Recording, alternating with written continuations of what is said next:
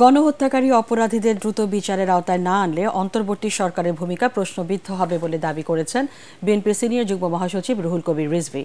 জুলাই আগস্টের হত্যাকারীদের দ্রুত গ্রেপ্তার করে আইনের শাসন কায়েম করে ইউনুস গুডউইলের প্রতিফলন দেখানোর আহ্বান জানান তিনি। রাজধানীর মোহাম্মদপুরে স্বৈরাচার বিরোধী আন্দোলনে নিহত মাহমুদুর রহমান সৈকতের পরিবারকে আর্থিক সহায়তা দেওয়ার পর তিনি এসব কথা বলেন। রিজভী বলেন, স্বৈরাচার সরকারের অপরাধীরা যদি বাইরে ঘুরে বেড়ায় তাহলে শত প্রাণের বিনিময়ে আসা সরকারকে জনগণের কাছে জবাবদিহি করতে হবে। অন্তর্বর্তীকালীন সরকারকে সবাই সমর্থন দিয়েছে, কিন্তু কাজের গতি যদি স্লো হয়, কাজের গতি যদি অত্যন্ত নিম্ন গতির হয়, তাহলে তো এদেশের মানুষের কাছে আপনারা দিনকে দিন আপনারা তো প্রশ্নবিদ্ধ।